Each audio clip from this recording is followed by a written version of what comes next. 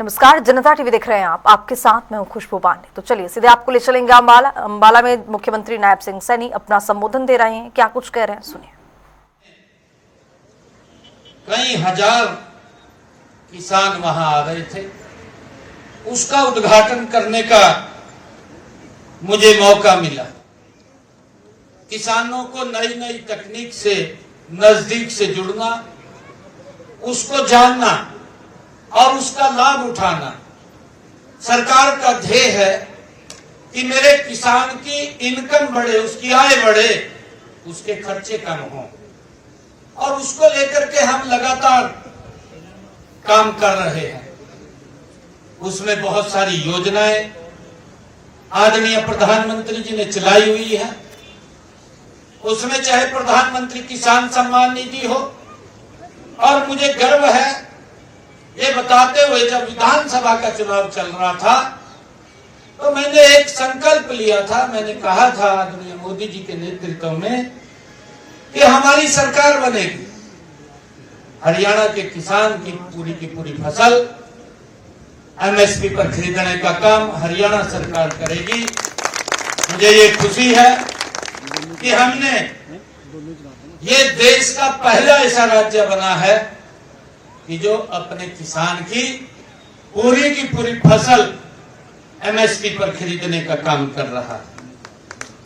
साथियों, उसी कड़ी में अब मुझे गांव कड़ासण में स्वामी विवेकानंद जी की प्रतिमा का अनावरण करने का मौका मिला है। साथियों, भारत की सोई हुई राष्ट्रीय चेतना को जगाने वाले महान संत स्वामी विवेकानंद जी की प्रतिमा का आज अनावरण करते हुए मुझे बहुत गर्व महसूस हो रहा है। गौरव की अनुभूति हो रही है। साथियों, ऐसा महान व्यक्तित्व जिसने विश्व में हमारे धर्म व संस्कृति की ध्वजा को फहराने का वाले ये महान उस विचारक और राष्ट्र संत जिसकी प्रतिमा का आज अनावरण हुआ है, मैं उनको दोनों हाथ जोड़ करके सत नमन करता हूं, प्रणाम करता हूं। साथियों, जब कोई युवा इस प्रतिमा को देखेगा, उसे यह याद आएगा कि जीवन का उद्देश्य केवल सफलता नहीं है, उसकी व्यक्तिगत सफलता नहीं है। जब भी कोई हमारी आने वाली पीढ़ियां इस प्रतिमा को देखेगी तो प्रथम दृष्टा में ये भाव उसके मन में जगेगा कि इसका उद्देश्य केवल व्यक्तिगत सफलता नहीं, बल्कि स्वामी विवेकानंद जी की तरह समाज और राष्ट्र की ये सेवा भी है। साथियों, जब कोई बच्चा, जब कोई युवा यहाँ आएगा तो उसके मन में यह प्रश्न जरूर उठेगा कि स्वामी विवेकानंद जी कौन थे, वो कौन महान व्यक्तित्व था, और तब उसे उसके जीवन और विचारों से परिचित होने का अवसर भी मिलेगा। साथियों, मैं प्रतिमा स्थापना के ऐसे महान कार्य के लिए स्वामी विवेकानंद उत्थान समिति के सभी सदस्यों को मैं हृदय से बहुत बहुत बधाई देता हूं, उनको शुभकामनाएं देता हूं।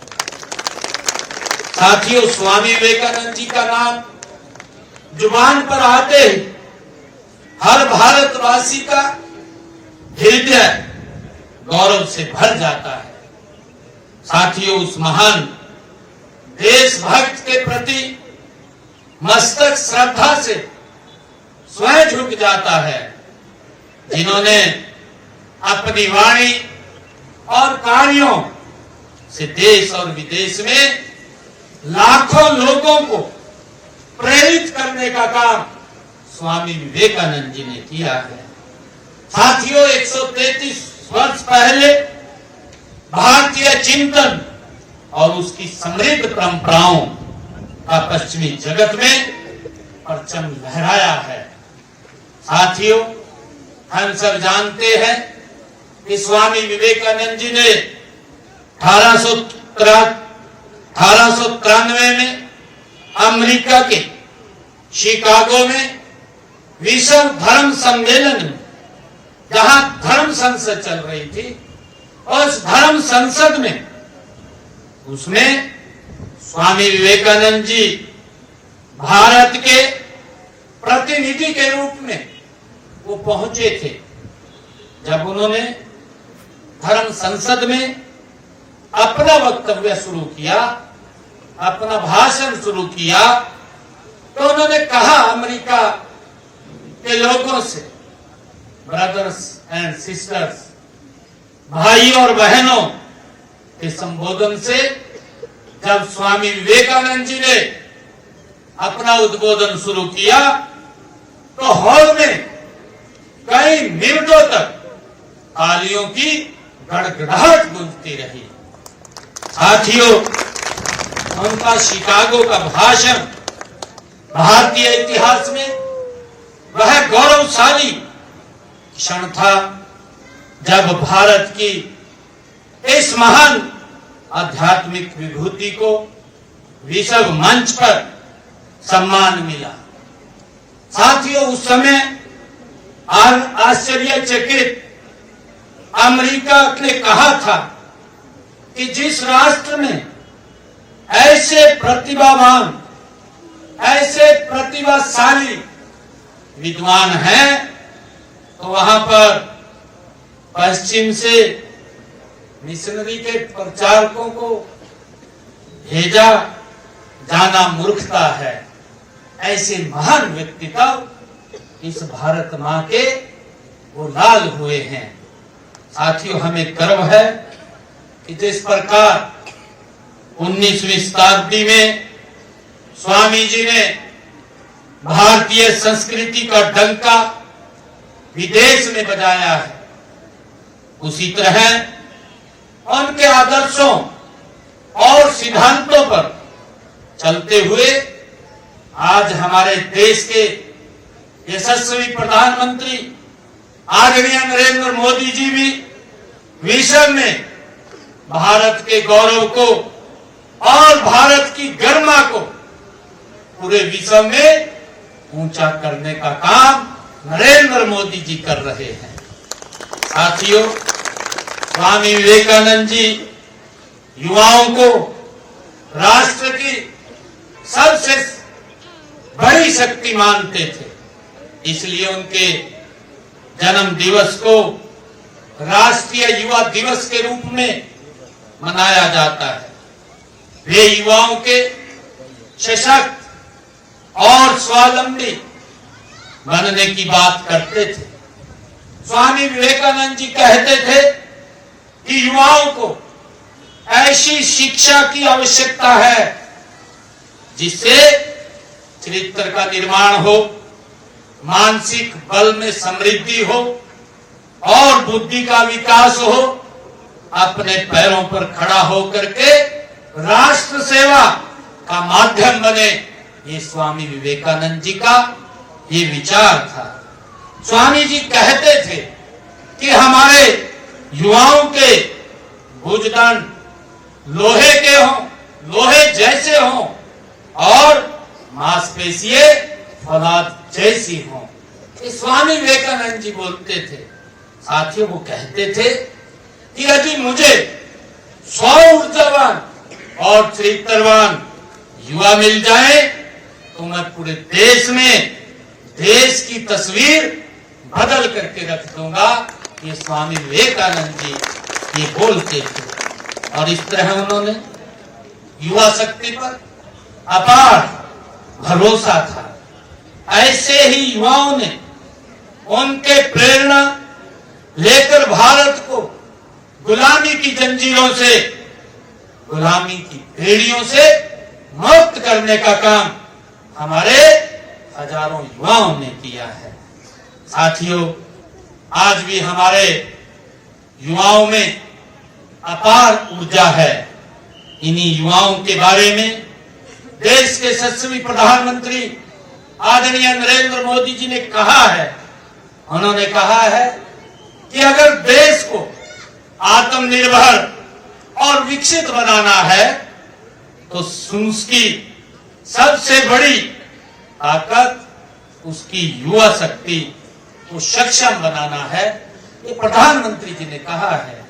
साथियों, इसी युवा शक्ति को सही दिशा देने के लिए हम युवाओं को खेल, शिक्षा, कौशल रोजगार के माध्यम से सशक्त बनाने का काम निरंतर हमारी सरकार कर रही है। साथियों, विकसित हरियाणा, विकसित भारत के संकल्प के साथ साथ हम गांव-गांव तक शिक्षा, स्वास्थ्य और रोजगार के अवसर पहुंचाने का काम निरंतर हमारी सरकार कर रही है। साथियों, हमारी सरकार का तीसरा कार्यकाल है। मुझे खुशी है कि पिछले 2 कार्यकालों हमने पूरा प्रयास किया है कि युवाओं की प्रतिभा का सम्मान हो। साथियों, हमने युवाओं की नीति पर गति से काम किया है। मुझे खुशी है कि हमने बीते 1 साल में, जो ये 1 साल गया है, इस बीते 1 साल में हरियाणा प्रदेश के अंदर 34,000 युवाओं को बिना पर्ची, बिना खर्ची के रोजगार देने का काम हमने किया है। साथियों, अगर मैं पिछले 11 वर्ष की बात करूं तो पिछले 11 वर्षों में हमने हरियाणा प्रदेश में बिना पर्ची, बिना खर्ची के लगभग 2 लाख युवाओं को हरियाणा सरकार में रोजगार देने का काम ये हमारी सरकार ने किया है। युवाओं का स्वाभिमान बढ़ाने का काम ये हमारी सरकार ने किया है। साथियों, पारदर्शिता हमारी सरकार की कार्यप्रणाली का ये आधार है और सीईटी का सफलतापूर्वक आयोजन आप सब देखते हैं कि पहली बार हरियाणा प्रदेश के अंदर जो सीईटी का पेपर देने के लिए हमारा युवा गया, किसी को कोई दिक्कत नहीं आई। हमारी सरकार ने ऐसे उच्च प्रबंध किए कि बच्चे को घर से, गांव से लेकर के उसके सेंटर तक और सेंटर से लेकर के उसके गांव तक पहुंचाने की व्यवस्था ये हमारी सरकार ने की, जिसमें हरियाणा प्रदेश के लगभग 13 लाख युवाओं ने अपनी प्रतिभा का प्रदर्शन किया और आज इसे सुखद परिणाम आज सबके सामने है। साथियों, हमने केवल सरकारी नौकरियों तक ही सीमित नहीं रखा है, बल्कि हरियाणा कौशल रोजगार निगम के माध्यम से काम कर रहे अपने युवाओं की चिंता भी की। साथियों, हमने कानून बनाकर उनके भविष्य को सुरक्षित करने का काम हमारी सरकार ने किया है। साथियों, मुझे पीड़ा होती है कि जब हमारा युवा विदेश जाने के नाम पर डंकी रूट जैसे खतरों में अपनी जान तो डालता है, परंतु अपने परिवार के लोगों को भी जोखिम में डालने का काम करता है। साथियों, मुझे ये बताते हुए कि हमने इस डंकी रूट के प्रति कि हमारा युवा किसी के झांसे में ना फंसे, इस धोखाधड़ी और अवैध एजेंटों के खेल को हमने खत्म करने के लिए हरियाणा के अंदर हमने पिछले विधानसभा में एक कानून बनाया है। हम डंकी रूट से युवाओं को विदेश में भेजने वाले एजेंटों के खिलाफ भी सख्त कार्रवाई हमारी सरकार करती है। साथियों, हमने युवाओं को बाहर भेजने के लिए विदेश सहयोग विभाग वो भी बनाने का काम किया है। मुझे ये खुशी है, कल मैं विधानसभा में एक क्वेश्चन का उत्तर दे रहा था और उस उत्तर के अंदर मैंने बताया कि हम किस प्रकार से इस विदेश सहयोग विभाग के माध्यम से युवाओं को विदेश में भेजने का काम हरियाणा सरकार कर रही है, ताकि युवाओं को किसी जोखिम में न जाना पड़े, मात्र उनका टिकट का किराया लगता है, कोई पैसा उनका खर्च नहीं होता। जो हमारे युवा बाहर गए हैं, आज उनके लगभग जो उनकी सैलरी है वो 3 लाख 3.5 लाख रुपया वो भेजने का काम कर रहे हैं परिवार के अंदर। साथियों, हमने HKRNL के माध्यम से लीगल रूट से युवाओं को बाहर भेजने का काम हमारी सरकार कर रही है और हमने HKRNL और मिनिस्ट्री ऑफ एक्सटर्नल अफेयर द्वारा रिक्रूटिंग एजेंट के लाइसेंस को सैद्धांतिक मंजूरी भी हमने दी है। हमने कहा है कि जो एजेंट है वो लाइसेंस ले करके जिस भी युवा को वो बाहर भेजना चाहता है, हरियाणा सरकार को उसकी जानकारी होनी चाहिए कि इस एजेंट ने कितने बच्चों को कहां भेजा है, किस स्थान पर भेजा है, वो सारी जानकारी हमें हो, ताकि अगर कोई दिक्कत कोई परेशानी आती है हम क्या सहयोग यहाँ से कर सकते हैं। जब हमें जानकारी होगी तो हम उसको सहयोग करने के लिए तैयार हैं। साथियों, अभी पिछले दिन आप सबने देखा रूस और यूक्रेन की आपस में युद्ध शुरू हुआ। हमारे लगभग 23,000 बच्चे वहां पर डिग्री के लिए गए हुए थे, अलग अलग यूनिवर्सिटीज के अंदर वो पढ़ रहे थे। माँ बाप को चिंता हुई कि उनको वहां से वापिस बुलाया जाए, परंतु सरकार ने अपने लेवल के ऊपर उनको सचेत भी किया, उनको कहा भी युद्ध शुरू होने वाला, आप यहाँ से इसको छोड़ करके देश को अपने देश में आ जाओ। परंतु बच्चे हैं, वहां यूनिवर्सिटी में टीचर से बात किया, अन्य लोगों से बात किया, तो उन्होंने कहा कि कोई युद्ध होने वाला नहीं, परंतु युद्ध शुरू हो गया आपके सामने। परंतु आज देश में नरेंद्र मोदी जी जैसा महान व्यक्तित्व वो बैठा है। जब बच्चों के माँ बाप ने चिंता की, एक एक बच्चे को सुरक्षित यूक्रेन से भारत लाने का काम वो नरेंद्र मोदी जी ने किया है। साथियों, हाल ही में विदेश से अभी 10,000 लोगों की और मांग हमारे पास आई है। 10,000 युवाओं हरियाणा कौशल रोजगार निगम के माध्यम से हमने 7,672 लाभार्थियों को इजराइल तथा 100 लाभार्थियों को ओमान भेजने के हमने विज्ञापन भी वो जारी किए हैं। हम चाहते हैं कि हमारा युवा विदेश जाए, लेकिन सम्मान के साथ जाए और सुरक्षा के साथ जाए, ये हमारी सरकार का दायित्व है। साथियों, इसी कड़ी में हमने 1,14,000 युवाओं को कौशल प्रशिक्षण भी देने का काम हमारी सरकार ने किया है, ताकि हमारा युवा जब कौशल में निपुण होगा तो दुनिया के किसी भी क्षेत्र में जाएगा, तो दुनिया के अगर कहीं पर भी जाकर के वो काम करेगा, तो वहां जाकर के भारत के झंडे को, भारत की धाक को जमाने का काम मेरा युवा करेगा। यही नहीं, हाल ही में हमने फ्यूचर रेडी स्किल कार्यक्रम वो भी चलाया है। इसमें विदेश जाने के हमारे इच्छुक युवाओं को 75 घंटे का प्रशिक्षण भी हमने दिया है, उन्हें AI की जानकारी भी हमने दी है। साथियों, स्वामी जी नारी शक्ति के प्रबल समर्थक रहे हैं। उन्होंने कहा था कि महिलाओं को शिक्षा और सम्मान मिले बिना समाज का उत्थान नहीं हो सकता, संभव ही नहीं है। साथियों, हमारी सरकार भी महिलाओं के सशक्तिकरण को लेकर के प्रतिबद्ध है। हमारी माताएं बहनें और हमारी बेटियां आर्थिक रूप से सशक्त हों, आत्मनिर्भर हों और समाज को मुख्य धारा में पूरी गरिमा के साथ वो भाग लें। साथियों, इसी सोच को आगे बढ़ाते हुए हमने पिछले दिनों दीनदयाल लाडो लक्ष्मी योजना उसका शुभारंभ किया है और इसके तहत मुझे खुशी है बताते हुए, जब हमने चुनाव के दौरान ये वायदा किया था, हमने कहा था कि हम महिलाओं को 2100 रुपए देने का काम करेंगे। हमने फर्स्ट उसमें 1 लाख जिन बहनों की परिवार की इनकम है, ऐसी बहनों को 2100 रुपया देने का काम हमारी सरकार कर रही है। और मुझे खुशी है, इस योजना के तहत अब तक हमारे पास जिन बहनों ने रजिस्ट्रेशन किया है वो 22,452 हमारी बहनें हैं और उनके खातों में हमने 4 किस्तें भेज दी हैं।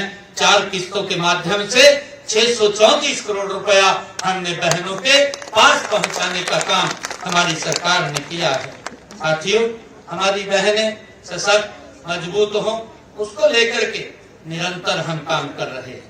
परंतु कुछ दल ऐसे हैं कि वो बातें तो करते हैं परंतु बातें ही रह जाती है, वो योजना वो मूर्त रूप नहीं लेती है।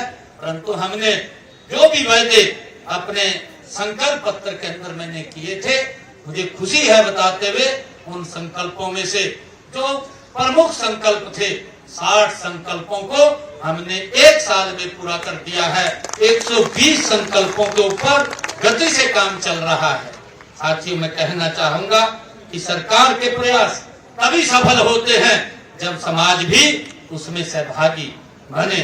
स्वामी विवेकानंद उत्थान समिति जैसे संगठन इस सहभागिता के आदर्श उदाहरण हैं। मैं साथियों, मैं इस पावन अवसर पर यह भी कहना चाहता हूं कि हमारी सरकार समाज सेवी संस्थाओं के साथ मिलकर के कार्य करने के लिए सदैव तत्पर है। साथियों, जो संगठन समाज हित में कार्य करते हैं, सरकार उनके साथ खड़ी है। मैं एक बार फिर स्वामी विवेकानंद उत्थान समिति को इस महान कार्य के लिए बहुत बहुत बधाई देता हूं।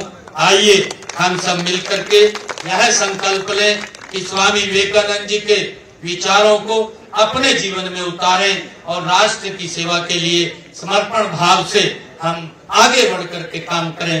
आप सब इतनी संख्या में आए, आप सबका मैं बहुत बहुत धन्यवाद करता हूं। और आज मैं गांव कड़ासण में आया हूं। गांव कड़ासण को मैं 21 लाख रुपए देता हूं और 21 लाख रुपया मैं अपनी स्वामी विवेकानंद उत्थान समिति है, इसको भी 21 लाख रुपए देता हूं। आप सबका बहुत बहुत धन्यवाद। आप सबको शुभकामनाएं, बधाई। जय हिंद, जय भारत, जय भारत।